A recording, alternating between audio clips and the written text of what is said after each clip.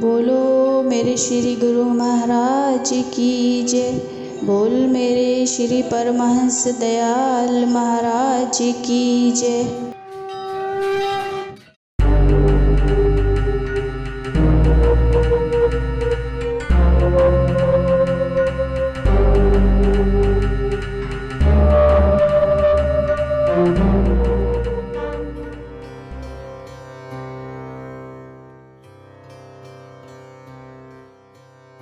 एक रोज इरशाद हुआ कि संवत 1908 में जब हमारी उम्र 5 बरस की थी, तब हमारे वालिद बुजुर्गवार ने भी शरीर त्याग दिया।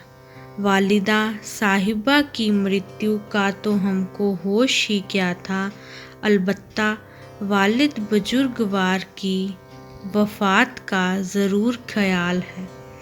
लाला साहिब और उनकी धर्मपत्नी ने इस स्नेह प्रेम से परवरिश की कि भूलकर भी माँ बाप की याद आने का मौका ना दिया।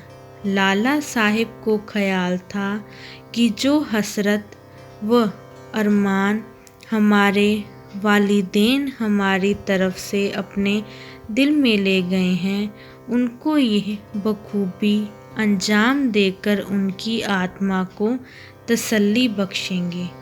मगर कुदरत को ये बात मंजूर ना थी। उसने तो हमको अपने काम के लिए पैदा किया था, इसीलिए सबकी सरपरस्ती और साया से निकाल कर अपने ही साए में ले लिया।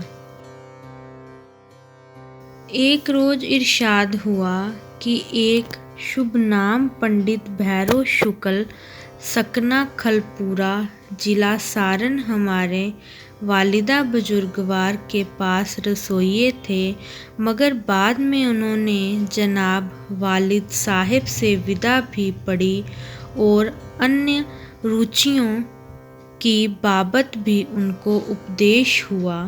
गोया शिष्य का संबंध हो गया था और कुछ रिश्तेदारी भी थी। इसकी वजह से हमारे पिताजी को मामा कहकर पुकारते थे। गुरु दक्षिणा की कार्रवाई और हमारा यज्ञोपवीत संस्कार उन्होंने ही कराया था।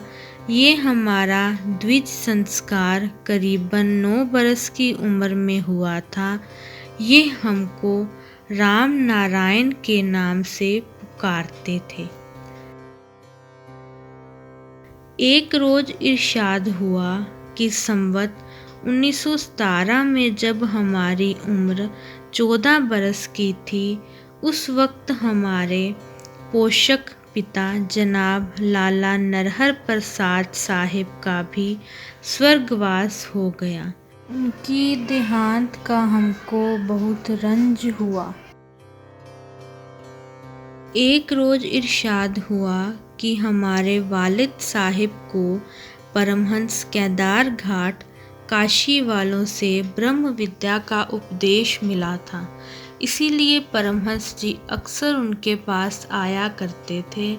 और चूँकि लाला साहिब ने पाठक जी से उपदेश लिया था, इसीलिए परमहंस जी की लाला साहिब के यहाँ भी आना जाना था।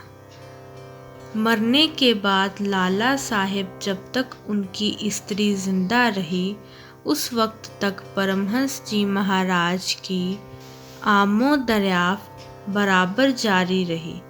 इन महात्मा की विषय में ज़्यादा हालात तो हमको मालूम ना हो सके, मगर ये बड़े निपुण बुजुर्ग थे और हमसे बड़ी मोहब्बत करते थे और हापू बाबा के नाम से बुलाया करते थे। सबसे पेशतर ब्रह्म विद्या और ब्रह्म ज्ञान का उपदेश और अंतलाभ हमको इन बुजुर्गों से ही हुआ था।